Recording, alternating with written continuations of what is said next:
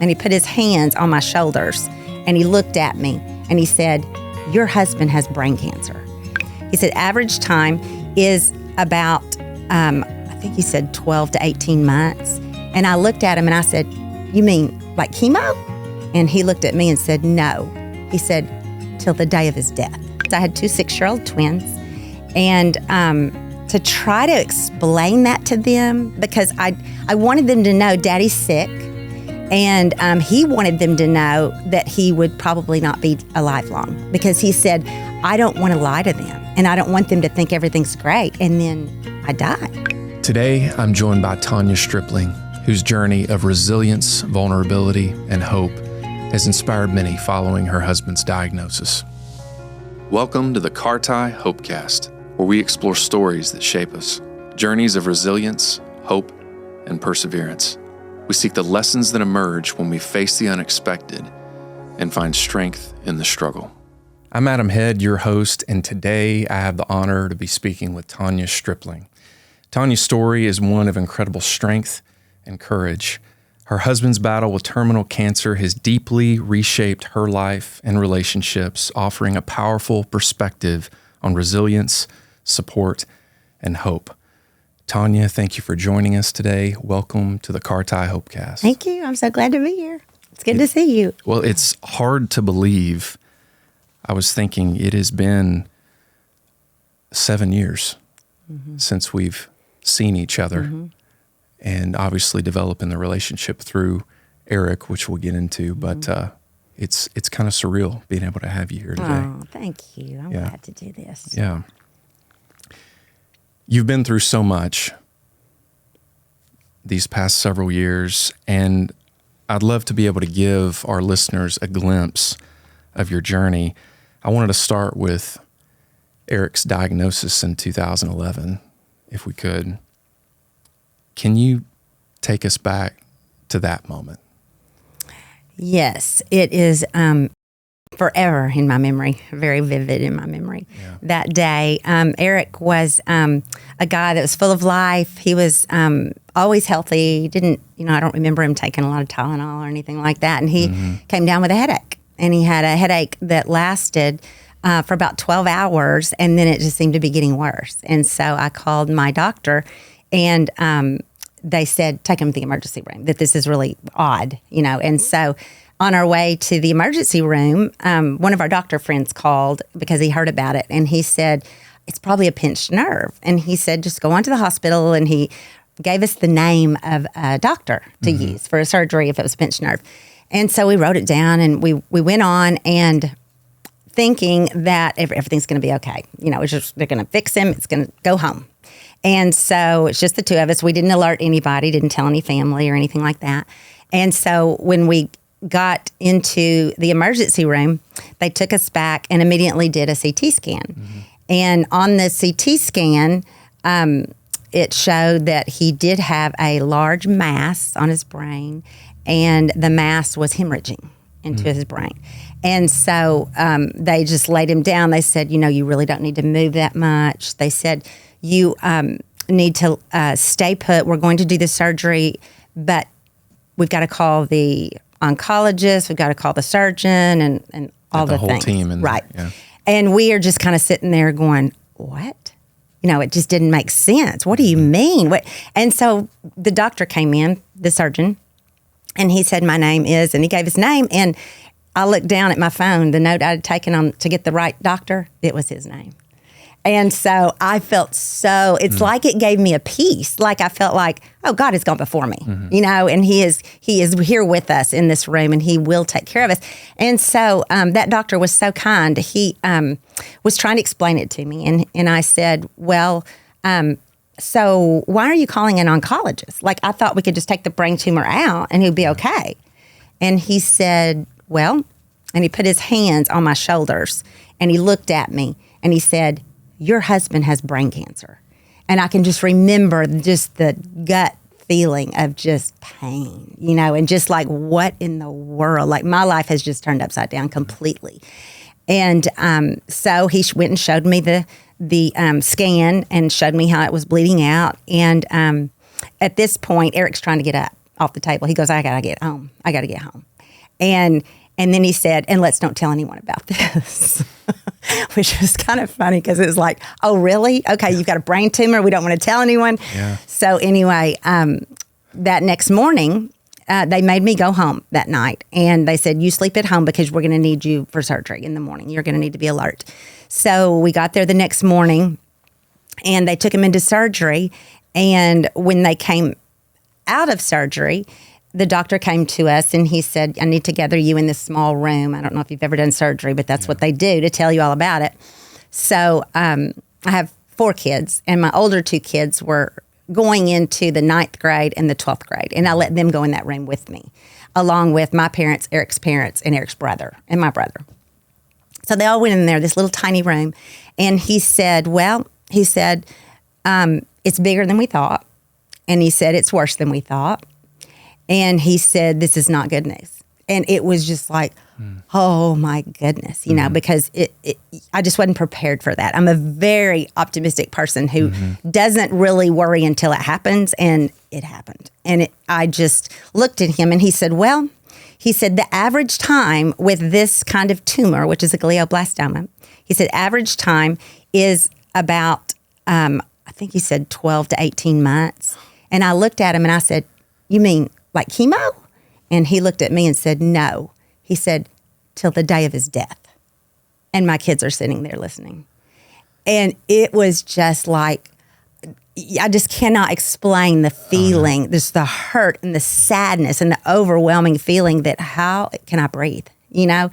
And I've got to be staying strong for my kids because they're in the room with me, you know? And I can't fall apart because they're sitting there and they're going to take my cues. And so I tried to be positive, and I was like, okay, well, we'll be okay. And I said, and we walked out in the waiting room, and I can remember like our whole church was there in the waiting room. And it was late at night, I remember, because the surgery took so many hours. And so I just said, you know what? I said, we're going to stay strong. We're going to be a family that's going to stick together. We're going to stay strong, and we're going to be positive, and we're going to get through this. My family will get through this. And so that was the first day. And as I went home that night, they made me go home again because he was in ICU. And just going home from the hospital, knowing all that, a friend took me home. And it was just like, I can't believe it. It was almost like an out-of-body experience where you think, this can't be happening. Our life was so good, you know. And so that was the first 24 hours. Well, facing an incredibly aggressive and unpredictable cancer like Eric's ultimately was,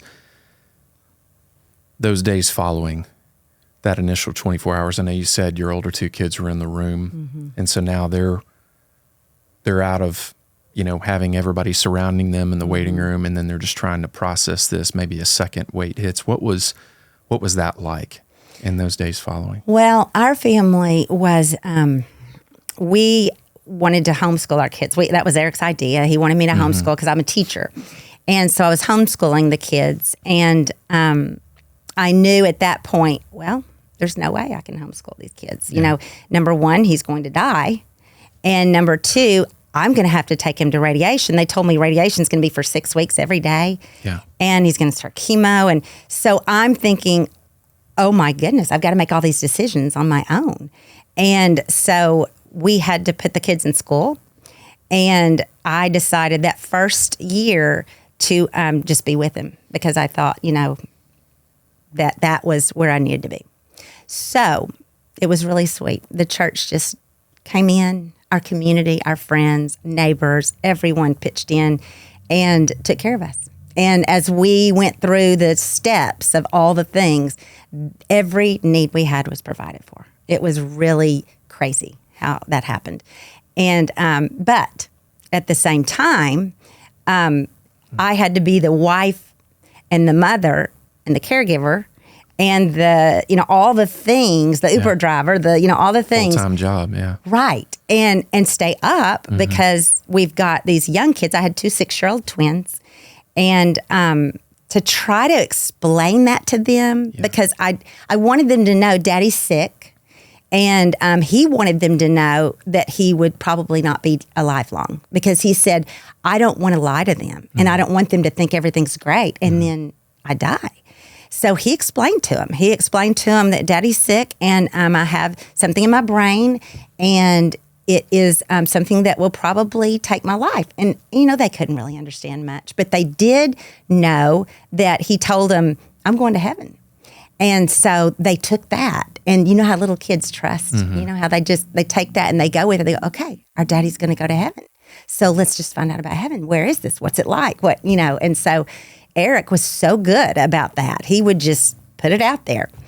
And so that was balancing it all. Yeah. But being sad at the same time and being overwhelmed with all the things, that you had to do and the changes in our life. And that was very tough. Well, as you may or may not know, I have a story I wanted to share. As I was beginning my job, when I took on the CEO role, I had a chance to interact with the larger-than-life Eric Stripling, and it had a pretty interesting start.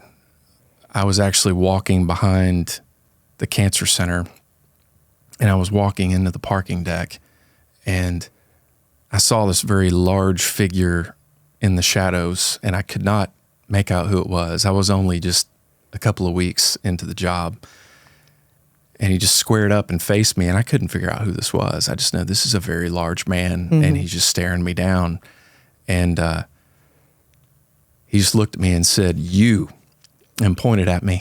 Oh my, did it scare you to death? I was a little nervous. I was a little concerned. And then he said, "Are you the guy?" And I guess instinctively, I don't know, I was used to saying that the last few weeks. So I said, "Yeah, I'm the guy." And still didn't know who he was or what he was wanting. And then it was like we walked toward each other, because we were about 50 yards away at that point. And as he came into the light and I did, he just kind of smiled and he extended his hand. He's like, "Hey, my name's Eric. I just wanted to meet you." And, within a week, we're sitting in my office, sitting at this table I had, and he was so vulnerable with his story. And he just said, at one point in the conversation, I will never forget, he said, 'cause at this point in his journey, he said, "Can you imagine what it must be like being me, knowing that you've probably only got 6 months?" And I just looked at him and I said, "No, I can't, Eric." But I don't know if I shared that with you at the time before, but I'll always remember that it had a very deep impact on me, on just the relational aspect of especially cancer care. And everybody's got a story for sure, but there are a lot of incredibly hard stories that you can't even begin to touch, and you're just skimming the surface. And that was certainly true of Eric's and yours. I wanted to go a little bit deeper into what you were experiencing through some of that, because there were some changes that occurred, I know, along the way as you're taking on this full-time job of caring for him, still got the kids, everything else. You witnessed, I know, some changes, not just physically, which often can go with very intense cancer treatment, but also in his personality. How did that impact both your relationship and the two of you, and also just family dynamics? Well, in the beginning, there was things that he had to get over, like after surgery, he had to learn to use his arm again, and he had things like that. But then he sort of turned out like he was doing okay. Yeah. Like he could drive, he could go to the store, he could do all those kind of things, but he couldn't remember the computer password. And so they were like, "You can't come back to work." It was his family business. And so they decided that, he didn't need to work. Plus he had to go to all this treatment and get it done. And so for a while, it seemed like, well, this isn't that bad. It's like, I can handle this. And one of the crazy things was that they told us this chemo was going to be like, I don't know, $200,000 a year or something like that. And we're like, well, forget that. We can't do it. There's no way. And Eric said, I'll just have to go. He goes, that's my ticket home. And and it was crazy. And so I remember getting this phone call, and it was to the pharmaceutical company. And I was telling them my story and telling them I don't know what to do. I can't do this. We can't afford it. And he can't work. And I've got to take care of him. And so she said, tomorrow morning, it'll be delivered to your door. And it was crazy. It was like, because it was a daily chemo pill. Yeah. And we were blown away by that. We were just like, I can't believe that this is what's happening, because it just fell into such place that, we were helpless. And so he was supposed to live just a few years. Well, it turned out every 3 months we'd get an MRI and it wouldn't be back. And they said, how does this happen? And the next 3 months it wouldn't be back. And so that went on for 5 years. Now, this 5 years, he decided that he was going to basically be an evangelist. I mean, it was crazy. Like, he decided, it was the day after surgery when he decided, you know how you can take a road, you can either take the better side, or you can be better, or you can be bitter.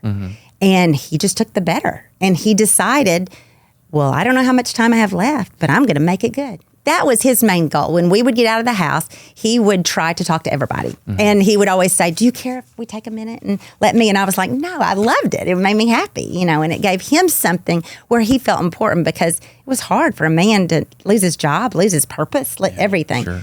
So then he would come home, and at home is where we experienced the hard that nobody knew about. And this was the part to where his, he'd let down at home. His headaches were really bad. He might be feeling like, the tumor's back. Well, we're all wondering, oh my goodness, is it back? Is this going to be the month, that it comes back? Is he going to die this year? Is this it was all these thoughts that kept coming through your mind every time that he would have a bad headache, So his personality, he was 6'9", as you know, he was huge. Big guy, full of personality. Everybody loved Eric. And so at home, he thought he wanted to be everything for our kids. He wanted to teach them everything he could before he died. And he was so strong on it. He had to teach them everything, and they needed to be perfect. And that was hard, because as you know, kids aren't perfect, and kids can't be perfect. And so he was very, very hard on him. And it was like he lost his filter. Like, he wouldn't, talking about the side effects. I know that in brain tumors, the frontal lobe is affected. And so he couldn't make wise decisions on things. Well, that's when I would have to come in and try to run interference and make peace and be like, no, Eric, that's not appropriate for this. This, and so that was very difficult, because I loved him. I didn't want to, go over him and say, well, he's wrong, because it seemed so horrible. And so I had always supported him and been his cheerleader. And so the kids, it was hard to explain to them that your daddy's sick. He's doing things that he doesn't realize the effect that he's having on you guys. And I would try to tell him, but he didn't understand. And he would say, well, they told me they're fine. And so that was hard, because, it was hard for me to convince him that he just thought I was crazy, thinking everything's, hard. And that was difficult. One of the most difficult parts for me.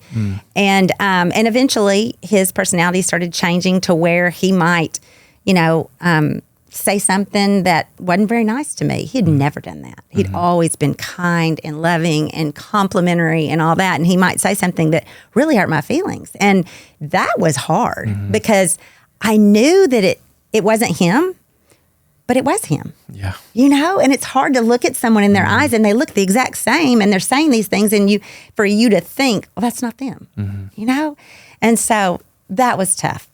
And yet I loved him. And I wanted to be there for him, and I wanted to encourage him, but I also was so mad at him, at the same time. And so those are the difficult things that we had to learn how to deal with in those those years, those 7 years. Was that the question you asked me? I don't even Yeah, well, and nothing could have prepared you. No. For that. I mean, the dynamic that you talked about where he's feeling like he needs to get in all these conversations because he feels like he's on the clock. Right. Whether or not the timing may be right. And that's, goodness, I've knowing with 4 kids that sometimes you think the timing is right and it's just right. And it's just not. Right. So thinking back on those 7 years, Tonya, from 2011 to 2018, perhaps more time than you initially expected, but always, not knowing if it was going to be the last year. When you think back on that time, you or your kids, what did those years teach you, or what have you heard your kids maybe say about those years and their own development? Because I'm sure it was a mix. One of the things that I probably didn't do as well as I could have was tell people the truth, be vulnerable. Yeah. Because I would try to stay up and be the encourager for my kids. And when I'm talking to other people in front of them, I've got to stay up and be positive. Strong. Right. When on the inside, I have, fear and anxiety and things like that I'm dealing with. And that was a very tough thing. But going through that, I think the kids learned that we can do hard things. We can do hard things and we can get through it. And the wonderful thing about it was every need we had was provided, including that chemo. And so it was like every time something would come up, it was provided. Well, I had to go back to work. And so I was juggling working, teaching school, and then taking care of the kids and taking him where he needed to go and being a wife, which was hard because you're also a caretaker, and a caretaker and wife, that's kind of they don't mix, And so that was tough. I was exhausted. And one of the things that I wanted to say, because I want people to know that you get emotionally exhausted, you're physically exhausted, all of that, and you need to cry for help. And not take that all on yourself. And I remember one morning going into work, and my principal called me in, and I was just bawling my eyes out because I couldn't do it at home. I couldn't do it with the kids. And so I was bawling my eyes out, and she gave me the key to her house. And she said, I want you to go to my house, and I want you to spend the day doing whatever you want to do. And I can remember, and she said, and don't tell Eric where you're going. Don't let him know. I want this to just be a day where you can rest. And it was such a day of it really refreshed me. It was like, okay, I can do this. I've had a day, I've had my thoughts, I've had all this. And so that's what I want people to know is take those days. Take that time. You don't have to be Superwoman. You don't have to be perfect. You don't have to present yourself as perfect. Like, it's okay to be not okay. And I think that's what I would tell my old self. Yeah. It was okay to be not okay. And if people knew it, it's okay too, And people that would say they would help me, I would say, oh yeah, we got it. It's good. It's good. You don't have to do anything, and I wouldn't let them into my vulnerable self very well. And so I think that's important to do when I look back at it. Same thing with the kids, talking with them. Now we were pretty good at talking things out, about, we were pretty good at setting the kids, all get together. We had fun times. We had serious times. We had times where we just cried. And so that was hard, but it was also some good memories mixed in there with their dad, Grief doesn't have a roadmap. Can you share what those first days, weeks, and months were like after Eric passed, after all that you and your family had gone through those 7 years? Well, you would think that we had 7 years to prepare, but you're never prepared. Never. And you don't know what it's going to be like. And I can remember when he died, the overwhelming sorrow that even though I knew it was coming, I had time it was just like, now it's real. Now it's really happened. And I remember the sadness for myself, but I was trying to comfort the kids. And that was the hardest part because I had to be that mom. of these young kids, And I was not prepared for that. I was a single mom, so I had to make all the decisions. I had to balance the money, and decide how to do all that. What do I do with the money? What do I do? I can remember right after I was driving his car or his Yukon, I just thought I would be closer to him if I drove his car. So I drove his car. Well, a couple months later, it got stolen from a parking lot. And it was so sad to me because I remember thinking, that was him. That was a part of him. So it was just another hit, Mm-hmm. And then, to try to, those were the kind of things that would take me down for a minute. Mm-hmm. And then, but the good thing was I would always rise back up. Mm-hmm. And no matter what happened, we had no control.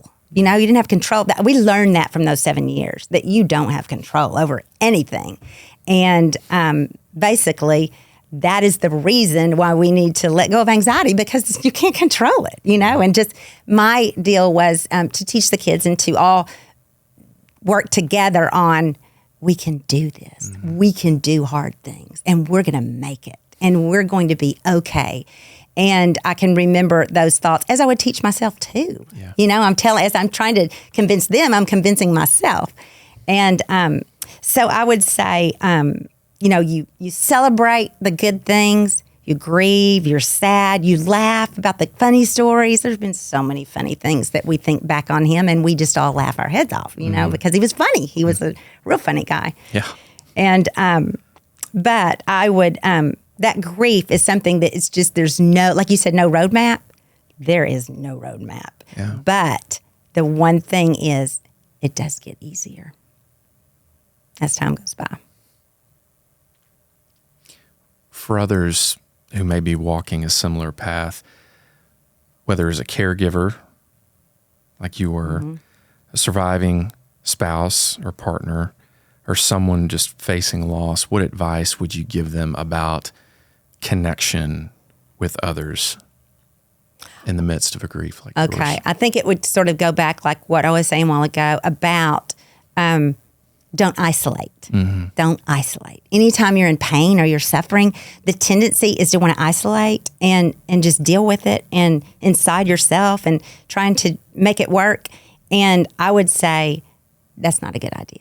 And, there were many times that I would go and have my cries and then hide it and not let anybody know, So I would say that is really strong, and that's important, is to ask for help, tell people when you're hurting, and let them talk to you and get you through it. Therapy. I went to a couple therapies. I didn't do too much, but I went, and because when I was so down, I could talk to a therapist where it didn't hurt. Like I didn't want to hurt anybody. I didn't want the kids. And so if I talked to them, I was safe, safe space to do Yes. that. And so I would say that's important. And also to remember that your mindset is everything, because whatever you choose to think about is what, you know what I'm saying? You have a choice on what to think about. So either you're going to think positive thoughts and you're going to be thinking that things are going to work out, things are going to be okay. Or you could be the negative Nancy and think, oh, this is horrible. I hate my life. I hate what's going on. And I'm just going to be bitter, And so you have to make that decision on what road you're going to take when something like this happens. Mm-hmm. And I think that is huge because, what we think about, our thoughts, they're everything, mm-hmm. And so we need to renew our minds and we need to stay in a good space. So I'd say mindset is huge. Mm. Well, Tonya, with these 7 years now having passed since you courageously walked with Eric through this period of really mm-hmm. intense suffering is what it is. Is the Tonya Stripling today different than the Tonya Stripling in 2018? That's really a hard question. But I think probably the Tonya now is stronger, knowing that, like I said a while ago, I can do hard things, mm-hmm. and knowing that I will get through it. My track record, what has happened in my life, has proven to me that I will get through the next hard thing. it's just a powerful feeling to know that you will make it, that you will get through it. I also think about empathy. I have a lot more empathy for people who lost their husbands, because I remember, always, I would hear, oh, so-and-so lost her husband, maybe at church or something. And I would feel for them, but I didn't know. I had no idea how hard it was really to lose your husband, your right arm, And so now I'm able to go to those women and love on them and be there for them. And one of the most wonderful things that's happened is we've started a widows group. And we've got a lot of moms that are young, have young children, they've lost their husbands, and we get together and we talk and we counsel each other, we encourage each other and cry together and let everybody know it's okay not to be okay. And it's been a wonderful, wonderful, I feel like I've grown a lot through it. And so that is something important, is to use your pain to help others. That just makes it all worthwhile if you can help others with things you've been through yourself. But I would say that one of my biggest things was that I can do hard things. Well, you certainly have.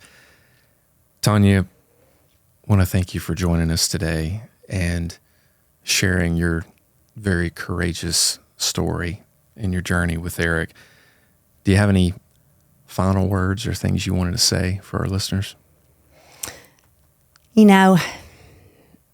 I hurt for people that have to go through this. And I want to say, if you are listening right now, you are loved and you are valuable. You are walking with others who've been through the same thing. And that is very important to know, because a lot of times you feel all alone when you're dealing with all this.